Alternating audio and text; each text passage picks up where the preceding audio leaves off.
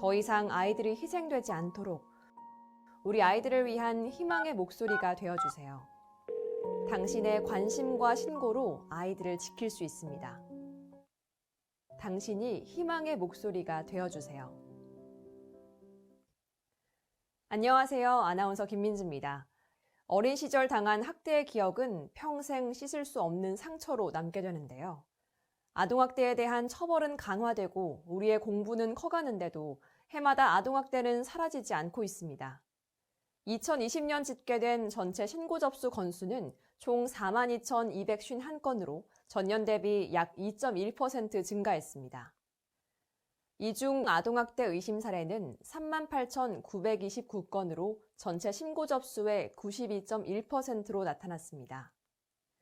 이외 동일 신고는 557건으로 1.3%, 일반 상담은 2,761건으로 6.5%로 나타났습니다.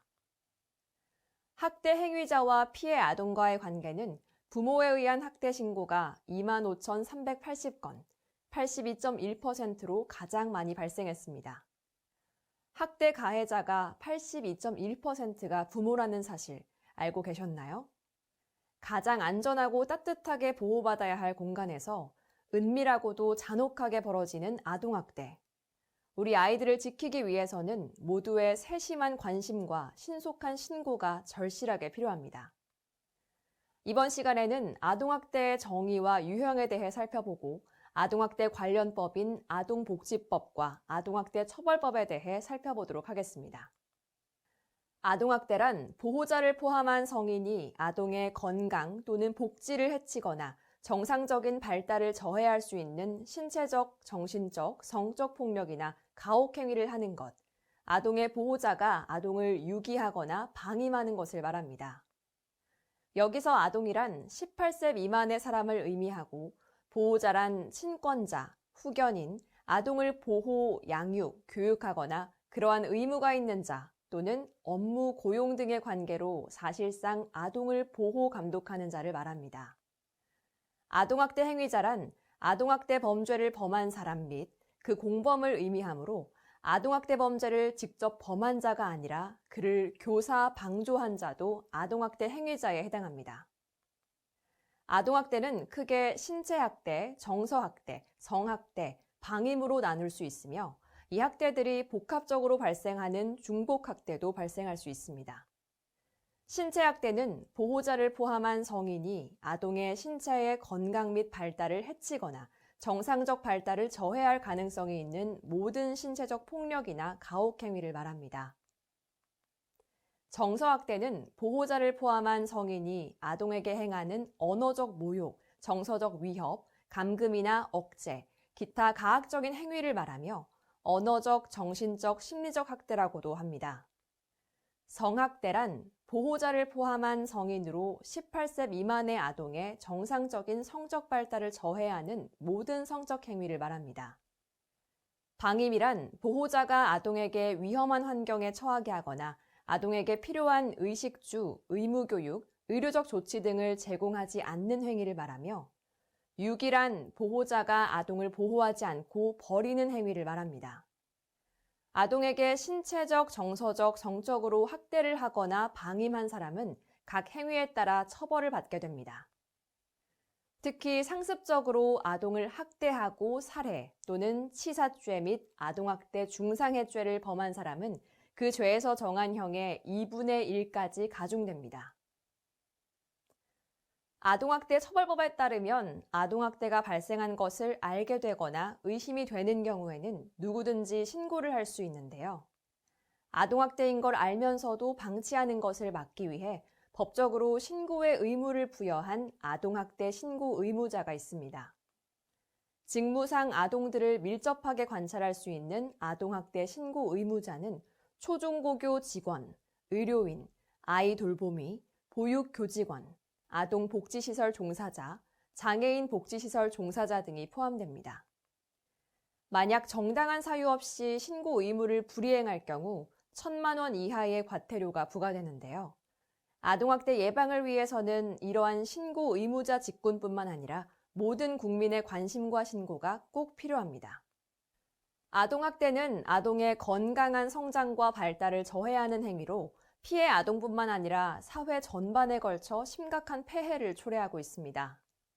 반복되는 아동학대 사건들로 인해 정부는 국가의 책임을 확대하기 위해 포용국가 아동정책을 발표하였고, 학대조사 공공화와 함께 아동복지법과 아동학대 처벌법이 개정되었습니다.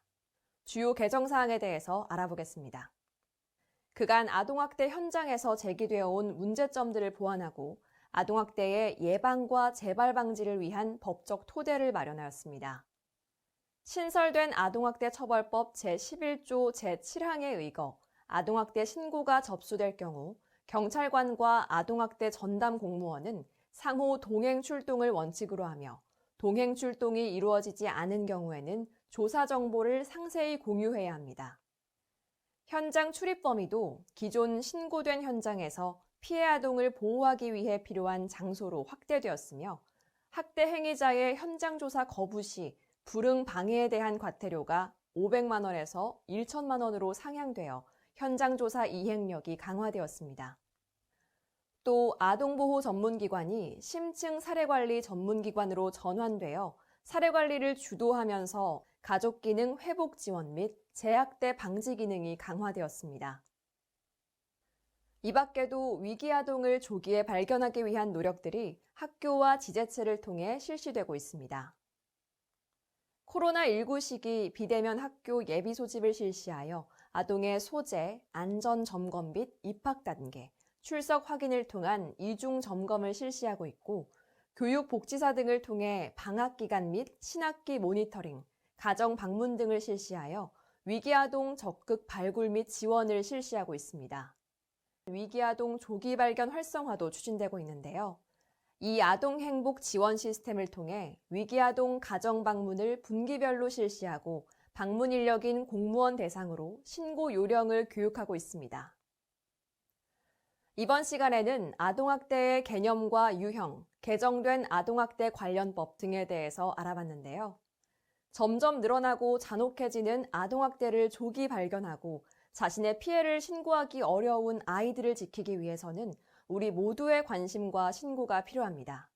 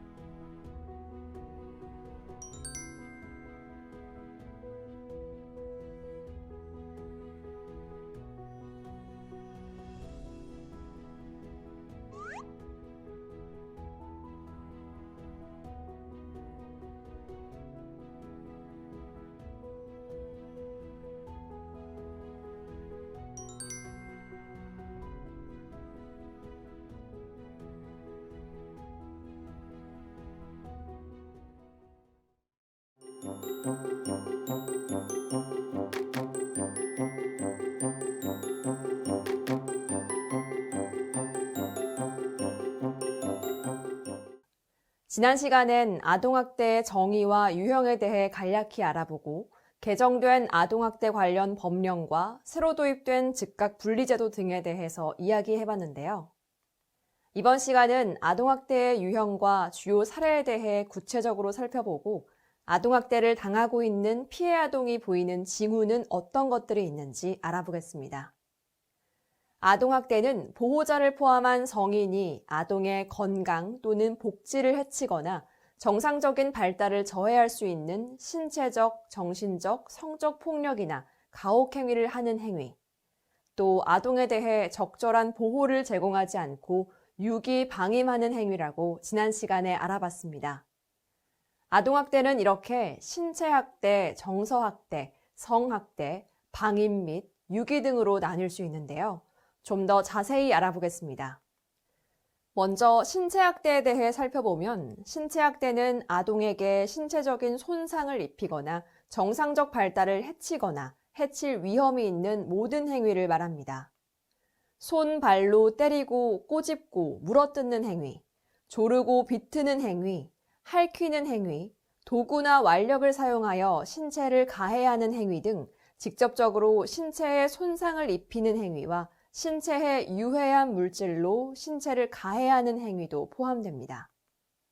아동에 대한 신체학대는 아동복지법상 5년 이하의 징역 또는 5천만 원 이하의 벌금에 처할 수 있습니다. 파리채, 회초리, 효자손, 여러분은 무엇이 떠오르시나요? 오래전부터 사용되어 온 체벌 도구들입니다. 하지만 법원은 이 익숙한 도구를 사용한 체벌도 아동에 대한 신체적 학대에 해당한다며 정당화될 수 없다는 결론을 내렸습니다. 사례를 보면요. 지갑에서 지폐를 훔친 10살 아동에게 친부가 체벌을 가한 사례인데요.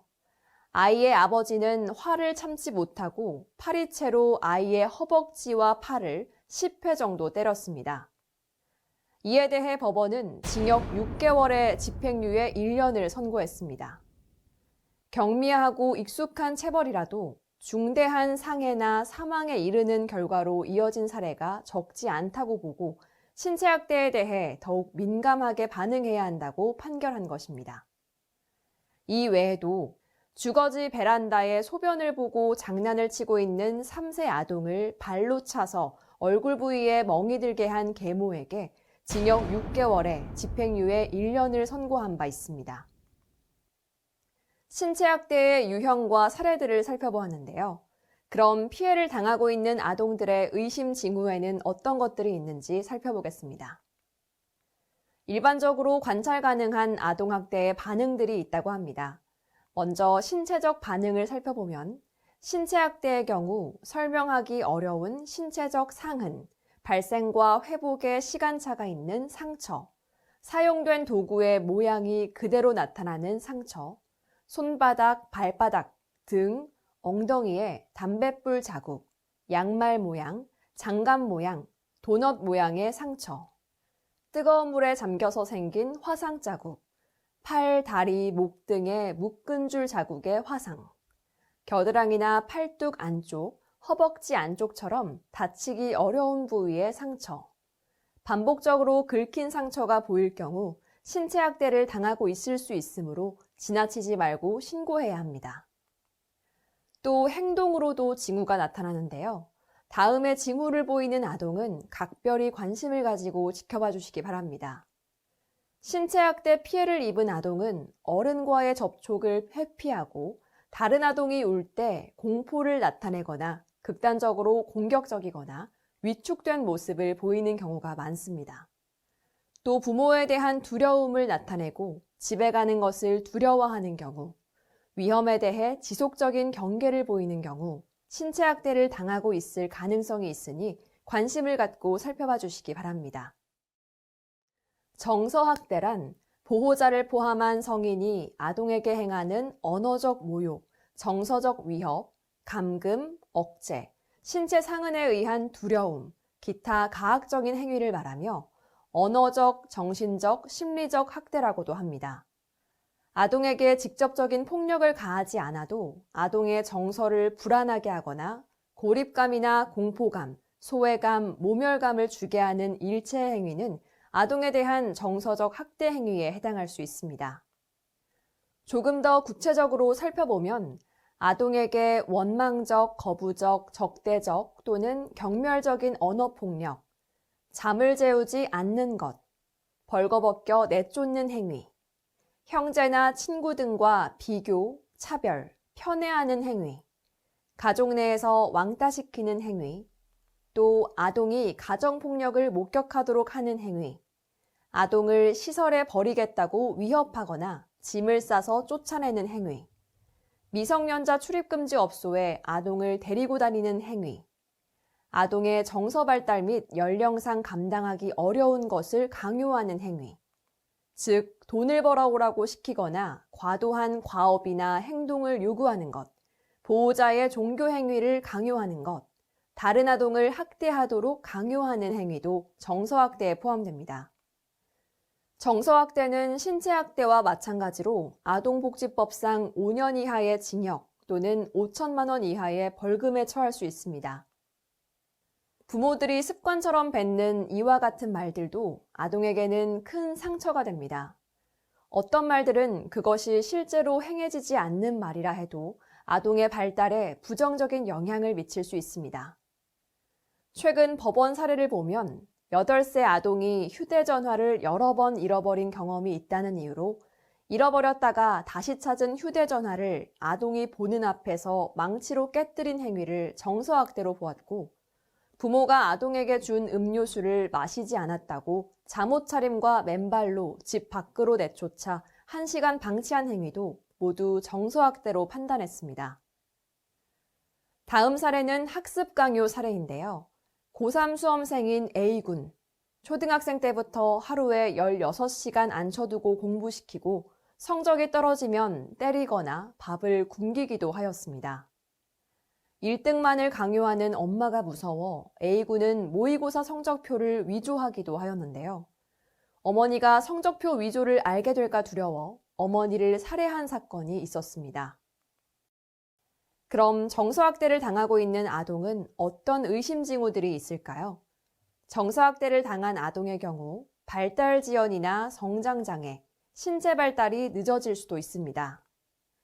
행동적 징후로는 특정 물건을 계속 빨거나 물어뜯는 행동을 하기도 하며 반사회적, 파괴적 행동장애, 수면장애, 놀이장애, 히스테리, 강박, 공포도 정서학대의 징후일 수 있습니다. 또한 극단적인 행동이나 지나친 행동을 하거나 발달 지연, 심할 경우 자살을 시도할 수도 있으며 부모와의 접촉에 두려움을 느낄 수 있습니다. 다음은 성학대에 관해 살펴보겠습니다. 성학대란 보호자를 포함한 성인이 아동의 성적 발달을 저해하는 모든 성적 행위를 말합니다. 행위자에게 자신의 성적 욕구 충족이라는 목적이 없는 경우에도 성학대로 인정된 사례가 있습니다. 아동을 성적으로 추행하는 행위 및 아동에게 유사성 행위를 하는 행위, 성교를 하는 행위, 자신의 성적 만족을 위해 아동을 관찰하거나 아동에게 성적인 노출을 하는 행위, 성매매를 시키거나 성매매를 매개하는 행위 등은 성학대에 해당합니다. 아동복지법상 아동에게 음란한 행위를 시키거나 이를 매개하는 행위 또는 아동에게 성적 수치심을 주는 성희롱 등의 성적 학대 행위는 10년 이하의 징역 또는 1억 원 이하의 벌금에 처해집니다.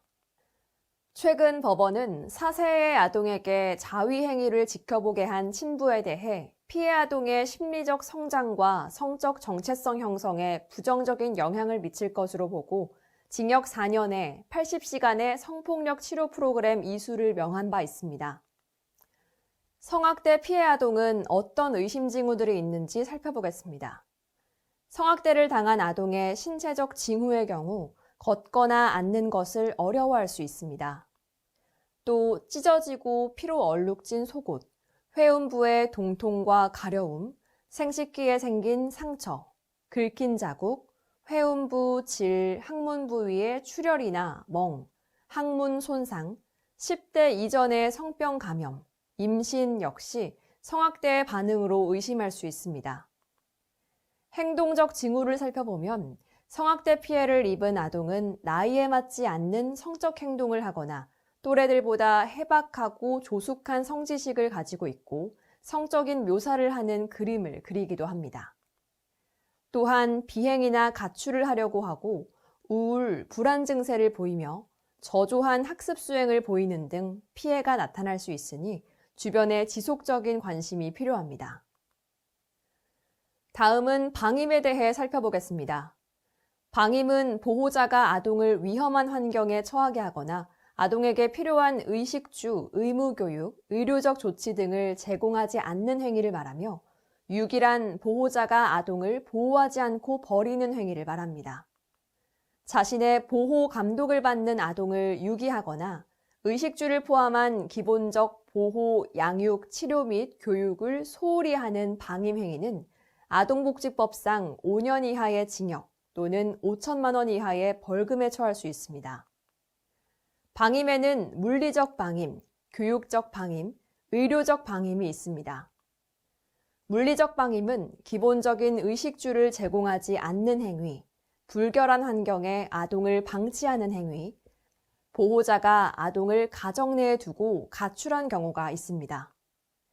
이 밖에 몸이 아프다는 이유로 수개월간 집안 청소를 하지 않고 아동을 화장실 바닥에 용변을 보도록 한 행위, 생활 쓰레기가 가득 찬 집에 아동을 방치한 행위 등도 모두 방임에 해당합니다. 교육적 방임은 보호자가 특별한 사유 없이 아동을 학교에 보내지 않거나 아동의 무단결석을 방치하는 행위, 아동의 교육적 욕구 및 의무에 대한 방치 행위, 준비물을 챙겨주지 않는 행위 등입니다. 최근 친부가 경제적 사정이 어렵다는 이유로 아이를 타 지역으로 데려간 후 초등학교에 보내지 않고 PC방에 방치하는 사건이 있었습니다. 타 지역에서도 비슷한 사건이 있었는데요. 친부가 별다른 이유 없이 아동을 학교에 보내지 않고 다른 대체 교육도 시키지 않은 것입니다. 이는 모두 아동에게 의무 교육을 제공하지 않은 교육적 방임으로 아동학대에 해당합니다. 의료적 방임은 아동에게 필요한 의료적 처치 및 개입을 하지 않는 행위를 말합니다. 유기는 아동을 보호하지 않고 버리는 행위입니다. 아동을 병원에 입원시키고 사라지는 경우나 시설 근처에 버리고 가는 행위도 유기에 포함됩니다. 보호자가 아동을 시설 근처에 두고 사라진 경우, 보호자가 친족에게 연락하지 않고 무작정 아동을 친족집 근처에 두고 사라진 경우가 해당합니다. 그럼 방임 피해 아동은 어떤 의심 징후들이 있는지 살펴보겠습니다. 비위생적인 신체 상태나 치과 치료 등 의학적 치료의 부족, 아동의 몸에서 악취가 지속적으로 나는 경우 방임을 의심해 볼 수 있습니다. 방임을 당하는 아동은 계절에 맞지 않는 부적절한 옷차림을 하고 있거나 배고픔을 이기지 못하고 음식을 구걸하거나 훔치기도 합니다. 학교에 일찍 등교하고 집에 늦게 가는 행동을 보이기도 하며 수업 중 조는 등 지속적인 피로, 불안정감을 호소하고 학교에 나오지 않는 날이 많을 수 있으니 관심을 갖고 살펴봐 주시길 바랍니다. 지금까지 아동학대의 유형과 의심징후로 신체학대, 정서학대, 성학대, 방임에 대해 알아보았는데요. 이러한 학대 유형은 피해 아동에게 2가지 이상이 복합적으로 발생될 수도 있습니다. 무심코 지나칠 수 있는 이런 징후들이 아이들이 보내는 마지막 SOS 신호일 수도 있습니다. 아동학대 의심 징후를 발견한다면 주저하지 말고 즉시 신고해 주시길 바랍니다. 가장 보호받아야 할 공간에서 은밀하고 잔혹하게 일어나는 아동학대. 반복되는 아동학대로부터 우리 아이들을 지키기 위해서는 아이들이 보내는 구조 신호에 보다 예민하고 세심하게 반응해야 합니다.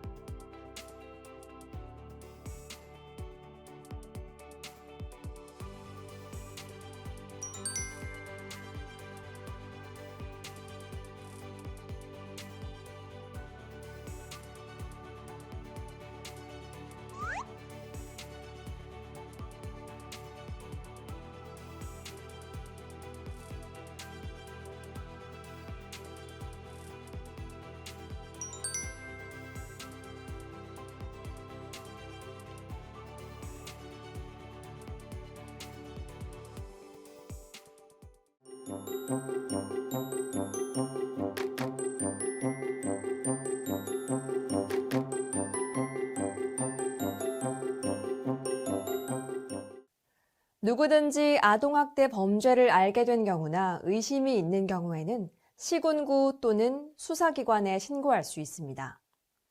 이번 시간에는 아동학대의 의심과 신고 방법에 대해 알아보고 신고 이후 주의해야 할 점과 피해 아동의 보호 절차에 대해 살펴보겠습니다. 지난 시간 아동학대의 유형과 주요 사례에 대해 알아보았습니다. 하지만 이렇게 아동학대의 정황이 명백하게 드러나는 경우 외에 의심스럽지만 신고하기 주저되는 경우들도 많이 있습니다. 이럴 때 아동학대 의심 여부를 확인할 수 있는 체크리스트가 있다고 하는데요. 어떤 경우에 아동학대를 의심할 수 있는지 아동학대 체크리스트를 살펴보도록 하겠습니다.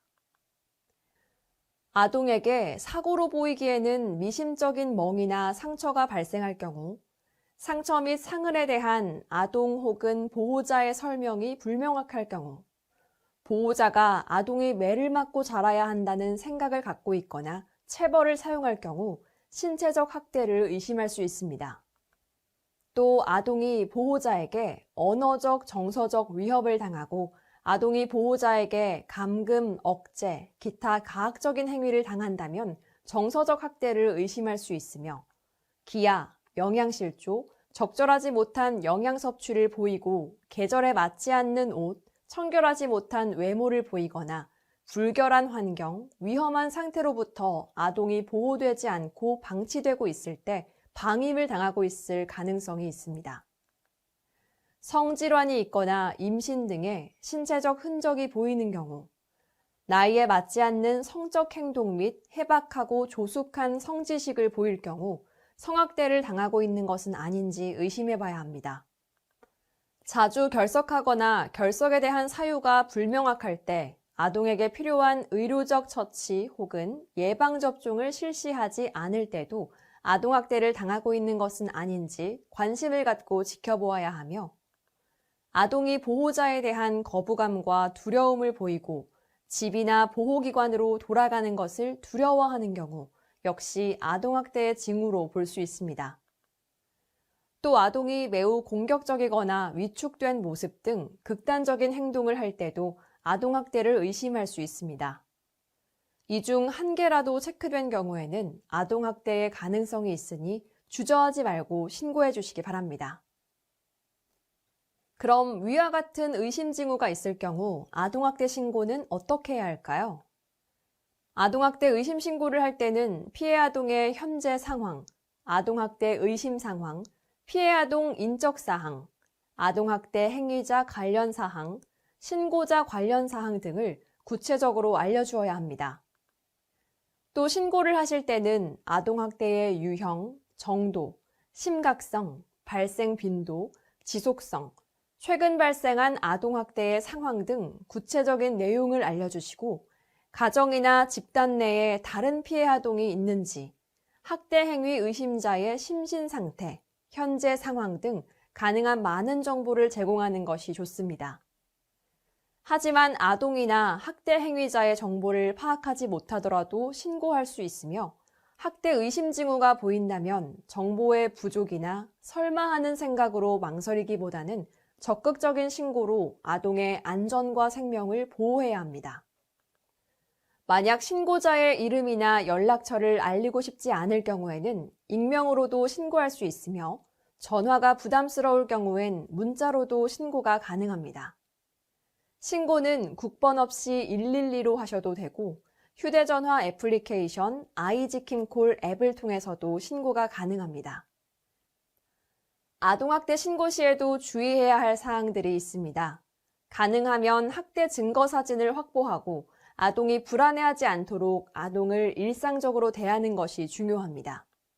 성학대가 의심되는 아동의 경우 증거가 오염될 수 있으므로 아동을 씻기거나 옷을 갈아입히지 않아야 합니다. 진술에 오염이 발생할 수 있으므로 학대에 대해 계속 캐묻거나 유도 질문을 하지 않아야 하며 현장 조사에 적극적으로 협조하는 것도 중요합니다. 또 아동학대 신고 의무자는 신고 시 학대 행위자로 의심되는 보호자에게 신고 내용을 알리지 않는 등 아동학대 증거가 은폐되지 않도록 주의해야 합니다. 그러나 무엇보다 중요한 것은 신고 후 아동을 대하는 태도입니다.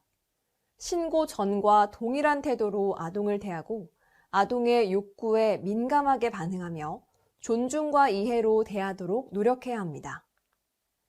신고 후 아동은 학대받은 사건을 생각하며 자주 우울하거나 불안해할 수 있기 때문에 아동의 분위기 변화를 파악해야 하며 아동의 말을 경청하고 비언어적인 대화에도 반응해 주도록 노력해야 합니다.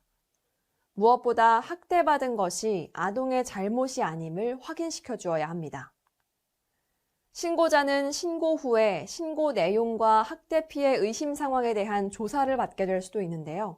이때 경찰과 아동학대 전담 공무원의 조사에 적극적으로 협조하고 이후에도 아동학대 전담 공무원과 아동보호 전문기관과의 협력을 유지하는 것이 필요합니다. 다음은 피해 아동 보호 절차에 대해 알아보도록 하겠습니다. 아동학대 신고 접수가 되면 경찰 또는 아동학대 전담 공무원은 지체 없이 현장 출동을 합니다. 필요한 경우 피해 아동과 학대 행위자에 대한 응급조치 또는 즉각분리 등 분리 보호를 합니다. 피해 아동, 아동학대 행위자, 주변인 등을 조사하여 학대 피해 정도와 학대 피해 사실에 대한 다양한 증거를 수집합니다. 아동을 만났을 때 신체에 상흔이 있는지, 아동의 피해 정도는 얼마나 되는지를 확인해 증거를 수집합니다. 이때 조사 대상자는 적극적으로 조사에 협조해 주셔야 합니다. 그리고 아동의 보호가 필요한 경우 출동한 현장에서 응급조치 또는 즉각 분리를 통해 아동의 안전을 확보해야 합니다. 아동학대 전담 공무원은 조사 결과를 바탕으로 사례 행위 등을 통해 아동학대 여부를 판단합니다. 아동학대 사례로 판단될 경우 피해 아동 보호 계획을 수립하여 아동을 원 가정에 그대로 보호하면서 살피거나 학대 행위자로부터 분리하여 보호하는 등의 조치를 할 수 있습니다. 물론 학대가 심각할 경우에는 고소, 고발 등 학대 행위자에 대한 조치를 진행합니다. 이후 아동보호 전문기관은 보호계획을 바탕으로 피해 아동의 후유증을 감소시키기 위해 다양한 치료와 상담, 지원 프로그램을 시행하고 학대 행위자에게는 재학대 방지를 위한 상담, 교육, 심리치료 프로그램 등을 지원합니다. 아동이 안전한 보호를 받고 있는지 사례 점검을 시행하여 종결 요건에 부합할 경우 사례 종결을 하게 됩니다. 사례 종결을 하더라도 아동의 안전 및 재학대 여부 등을 확인하기 위해 사후 관리도 진행합니다. 아동보호 전문기관은 피해 아동과 아동 가족의 상황을 고려하여 상담 및 교육 실시, 심리검사와 심리치료를 지원 및 안전 상황을 모니터링합니다. 또한 병원 진료와 입원 등 의료적 자원 연계, 분리보호 중인 아동이 가정 내에서 안전하게 생활할 수 있다고 판단되는 경우 가정 복귀 프로그램 실시 등 다양한 서비스를 제공합니다. 이를 통해 피해 아동의 학대 후유증을 감소시키고 재학대가 발생하지 않도록 지원하여 가족 기능을 회복하도록 관리합니다. 그러면 신고자 보호는 어떻게 이루어질까요? 신고자의 신분은 아동학대 범죄의 처벌 등에 관한 특례법 제10조의 2, 제62조의 2에 의해 보장됩니다. 신고자에 대한 불이익 조치 금지, 비밀 엄수에 대해 규정하고 있으며 신고자에 대한 보호 조치는 공익신고자 보호법, 범죄신고자법에 포괄적으로 규정하고 있습니다.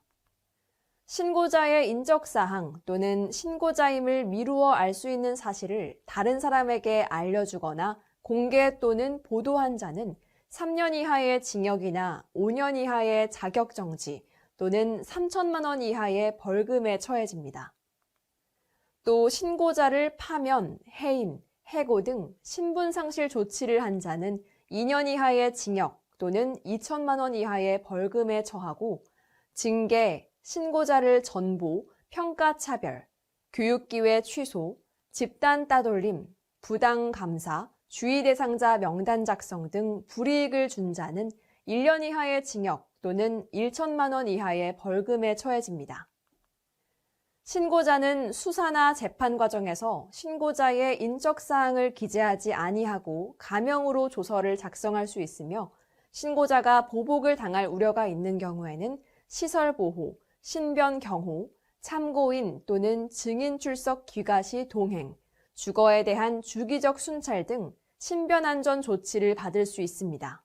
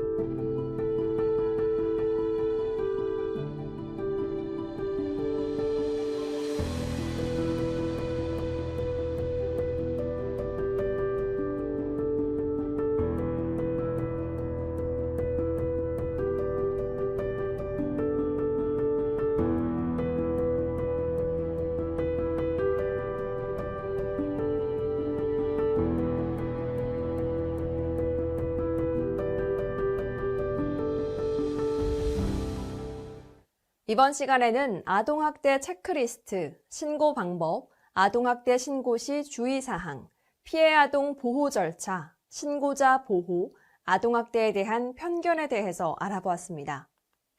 자신을 보호할 힘이 없는 절대 약자인 아동들에게 여러분의 세심한 보호와 신속한 신고는 아동을 살릴 수 있는 마지막 기회가 될 수도 있습니다. 아동학대 신고 의무자의 중요성에 대해 살펴봅니다.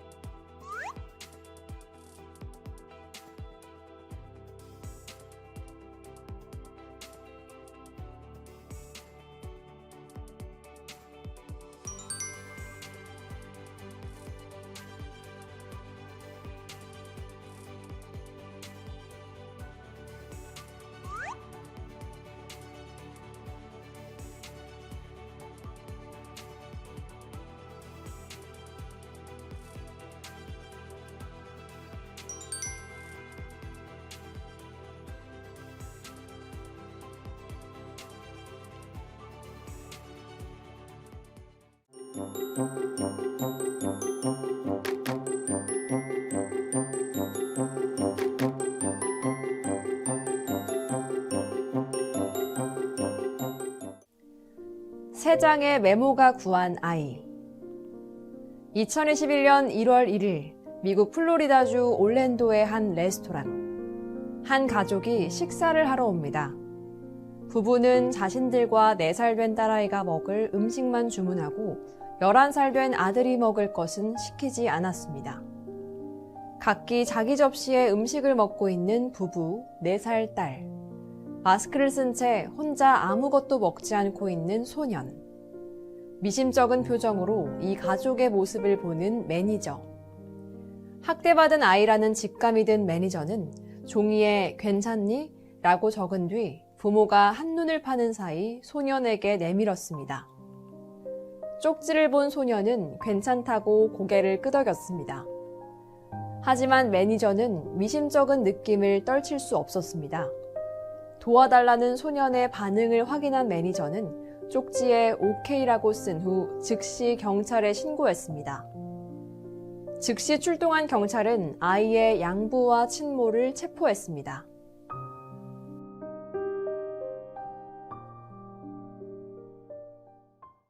지난 시간까지 아동학대의 정의와 유형, 아동학대 의심 징후, 아동학대를 발견할 경우 신고 방법 등에 대해 알아보았는데요.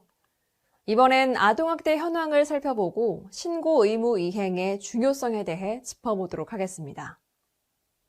2020년 집계된 아동학대 신고 접수 건수는 총 42,251건으로 전년 대비 약 2.1% 증가했고, 이 중에서 아동학대로 판단된 건수는 39,005건으로 전년 대비 2.9% 증가했습니다. 2020년 아동학대 사례 유형으로는 중복학대가 48.3%로 가장 높았고, 정서학대 28.3%, 신체학대 12.3%, 방임 8.9%, 성학대 2.2% 순으로 높게 나타났습니다. 특히 두 가지 이상의 학대가 동시에 일어나는 중복학대의 경우 신체학대와 정서학대가 39.2%로 가장 높았고, 이어서 정서학대, 방임이 3.5%, 신체학대, 정서학대, 방임이 3.2%, 또 모든 학대 유형이 함께 발생한 신체학대, 정서학대, 성학대, 방임은 0.1%로 나타났습니다. 피해 아동의 연령을 살펴보면 만 13세에서 15세가 22.9%로 가장 큰 비중을 차지하였고, 그 다음으로는 만 10세에서 12세가 22.5%, 만 7세에서 9세가 19.5%로 나타났습니다. 특히 1세 미만 영유아의 학대 비율이 2%로 낮은 것은 실제 학대 건수가 적다기보다는 피해 아동의 연령상 피해 사실이 외부로 노출될 확률이 낮다고 보는 편이 합리적이기에 더 많은 관심과 주의가 필요합니다. 여기서 우리가 관심을 가져야 하는 부분은 가정 내에서 일어나는 아동학대에 대해서 관심을 가져야 하는데, 아동은 자신이 당하고 있는 피해를 외부에 알리기 어려울 수 있습니다. 학대 행위자와 피해 아동과의 관계는 부모 81.1%로 아동학대 사건의 절대 다수가 가정 내에서 부모에 의해 발생한다는 것을 확인할 수 있습니다. 이어서 대리 양육자가 9.5%, 친인척 5.4%, 타인 1.8% 등의 순으로 나타났습니다. 대리 양육자 중에서는 초중고교 직원이 2.9%로 가장 높았습니다. 부모에 의해 발생한 사례를 보면 친부에 의해 발생한 사례가 43.6%였으며 친모는 35.4% 발생하였고, 계부 1.9%, 계모 1.0%로 발생하였습니다. 이 중에서 친부모에 의해 발생한 사례가 79%로 높게 나타났습니다. 2020년 아동학대 의심 신고자는 신고 의무자와 비신고 의무자로 구분됩니다. 아동학대 신고 건수 총 38,929건 중에 아동학대 신고 의무자에 의한 신고는 28.2%로 나타났으며, 세부적으로는 초중고교 직원에 의한 신고가 9.8%로 가장 높았습니다. 비신고 의무자에 의한 신고 접수는 71.8%로 나타났습니다. 실제 교육 현장에서 아이들을 가르치는 선생님들을 상대로 조사한 결과 가르치는 아동에게서 아동학대 사례를 목격한 경험이 있다고 대답한 비율은 66%에 이르지만 이를 신고한 경험은 19%로 현저하게 낮다는 것을 알 수 있습니다. 아동이 앞으로 당할 피해에 대한 걱정과 여러 현실적인 우려 때문에 신고를 망설인다는 대답이 주를 이루었는데요. 하지만 학대를 당하는 아동들의 현황을 좀 더 들여다보면 신고 의무자 여러분의 관심과 신고가 피해 아동에게 얼마나 절실한 것인지 알 수 있습니다. 신고를 망설인 이유를 보면 신고 후 아동의 상황이 더 나빠질까봐 라고 대답한 비율이 33.8%, 아동학대 유무에 대한 확신이 서지 않아서 라는 대답이 32.5%였으며 이 밖에도 가해 주 양육자의 위협, 신고 후 진행 절차에 대한 불신, 신고 후 소송에 시달릴까봐 망설였다는 대답도 있습니다.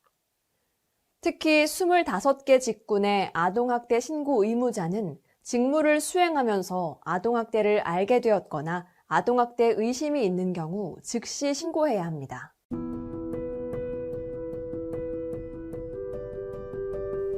데이브 펠처는 12살까지 친어머니로부터의 가혹한 아동학대를 받았습니다. 어머니는 데이브를 굶기고 욕실에 가두기도 하고 또 끔찍한 신체적 학대를 했습니다.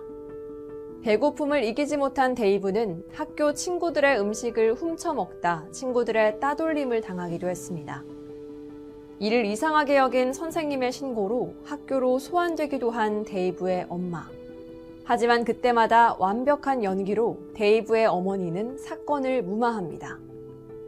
학교에서 문제아로만 알았던 데이브를 유심히 지켜보던 선생님은 끈질긴 관심으로 데이브의 행색과 몸에 가득한 상처들을 학대로 인해 나타난 사실임을 알게 되었고, 선생님이 당국에 신고함으로써 사건은 밝혀져 데이브는 아동보호소로 위탁되었습니다.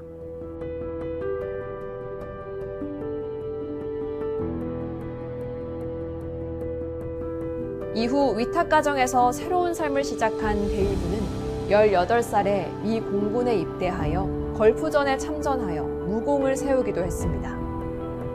이후 데이브는 그의 감동 어린 이야기와 어린이 사랑운동으로 전국적인 인물이 되었습니다. 우리 모두의 관심과 신고가 한 아이의 인생을 바꿀 수도 있다는 사실, 책임감과 사명이 느껴지는데요.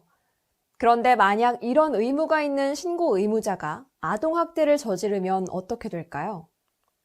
아동학대 범죄의 처벌 등에 관한 특례법 제7조, 아동복지시설의 종사자 등에 대한 가중처벌에 따라 신고 의무자가 보호하는 아동을 학대하면 그 죄에 정한 형의 2분의 1까지 가중됩니다. 신고 의무자인 경우 업무의 특성상 일반인에 비해 피해 아동에 대한 보호 요청이 더욱 강하게 요구되기 때문에 불법성이 크다고 판단되어 가중처벌을 하는 것입니다. 이번 시간은 아동학대 현황을 살펴보고 아동학대 신고 의무자의 중요성에 대해 알아보았는데요. 아동은 신체적으로나 정신적으로 성숙하는 과정에 있으며 상처받기 쉬운 존재입니다. 때문에 바람직한 성장을 위해서는 우리 어른들의 지속적인 관심과 도움이 절대적으로 필요하다고 할 수 있습니다. 이 시간을 계기로 이 땅의 모든 아이들이 따뜻하고 안전한 환경에서 더 건강하고 행복하게 성장할 수 있게 되기를 바랍니다. 지금까지 함께 해주셔서 감사합니다.